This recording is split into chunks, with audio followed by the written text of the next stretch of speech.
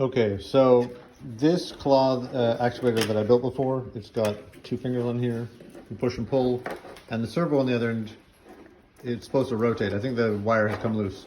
Anyways, yeah, it's come loose at this end. When you pull the wire, it turns the wheel, that changes the potentiometer, and the signal goes out that wire. That was before I had these jobs, which are just guitar pot knobs, much easier to use.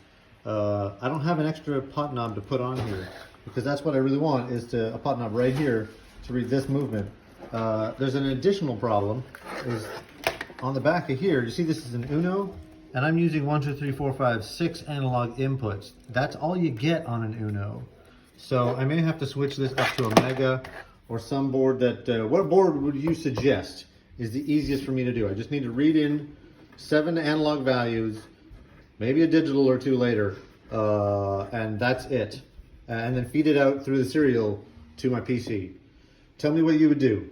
All right, I'll talk to you next time.